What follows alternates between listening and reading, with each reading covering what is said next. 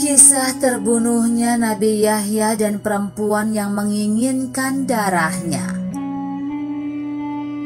Ibnu Katsir dalam bukunya berjudul Qasas al-Anbiya menyebut banyak sekali riwayat yang menyebutkan penyebab terbunuhnya Nabi Yahya alaihissalam. Selanjutnya dia menyampaikan salah satu kisah yang paling masyhur sebagai berikut.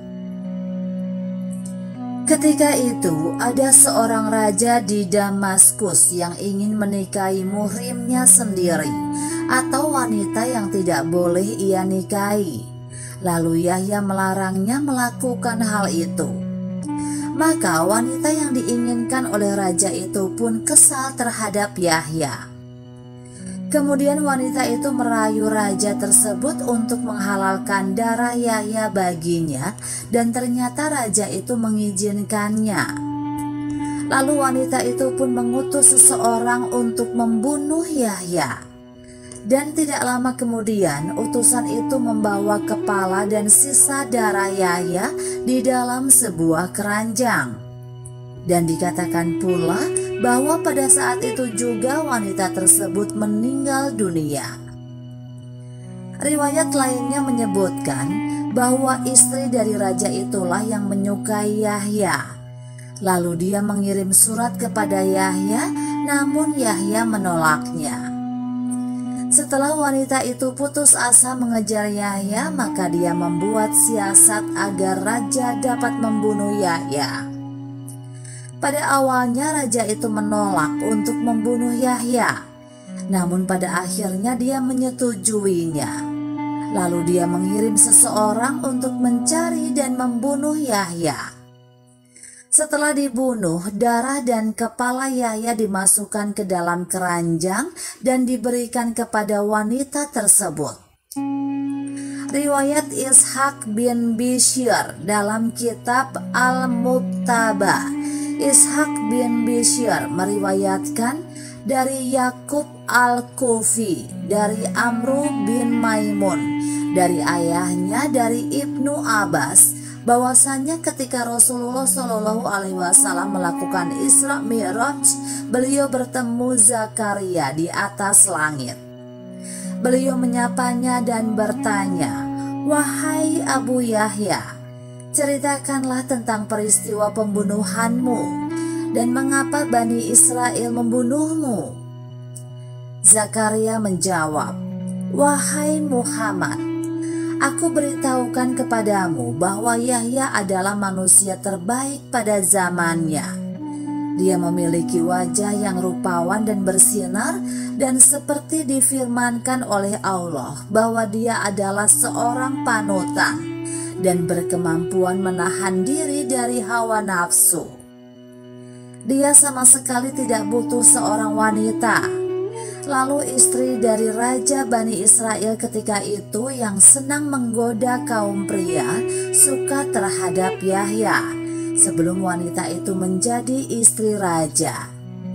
Kemudian wanita itu pun menggoda Yahya, namun Allah masih menjaga Yahya hingga dia menolak dan tidak mau melakukan hal-hal yang tidak terpuji bersama wanita tersebut. Lalu wanita itu bertekad untuk membunuh Yahya.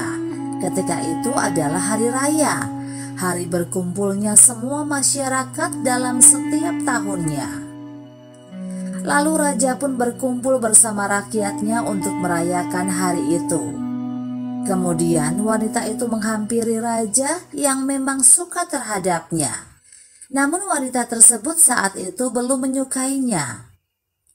Lalu setelah menghampirinya, wanita itu menggoda raja dan bersedia untuk dinikahi.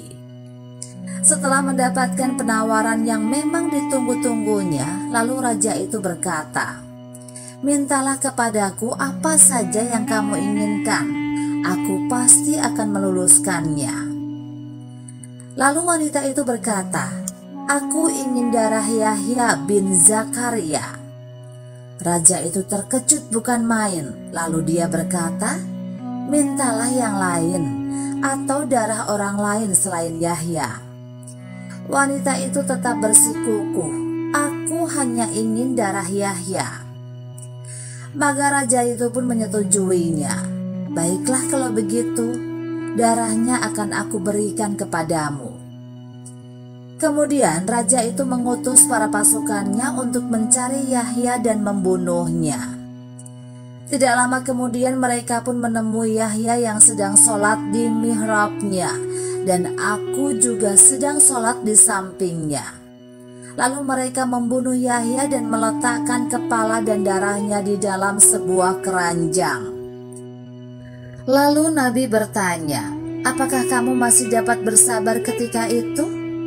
Zakaria menjawab, "Aku sama sekali tidak berpaling dari sholatku."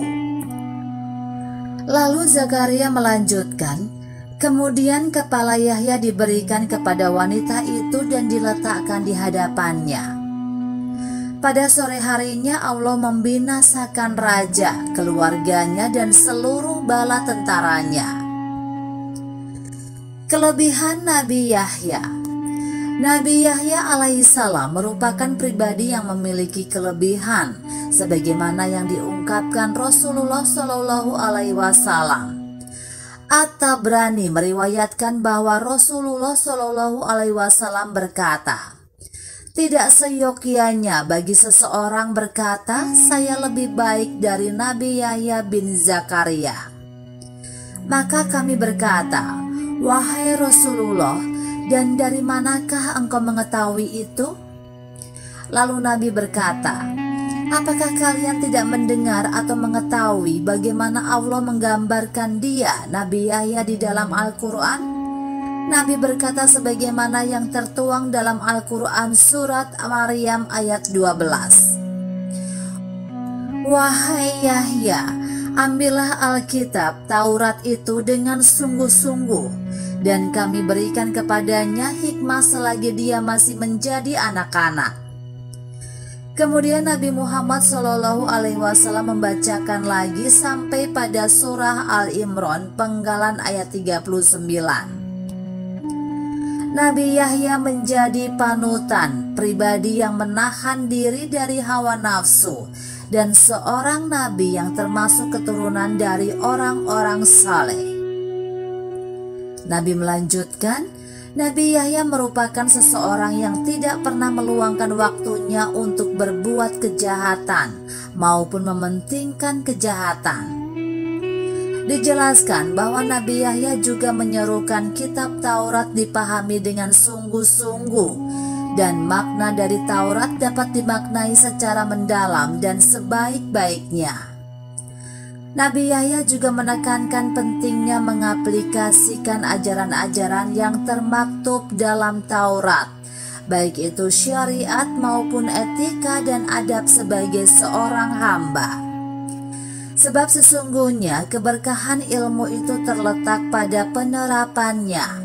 Hal ini sebagaimana termaktub dalam surah Maryam ayat 12 tersebut, yakni tentang seruan mengambil Taurat dan mempelajari serta mengamalkannya dengan sungguh-sungguh.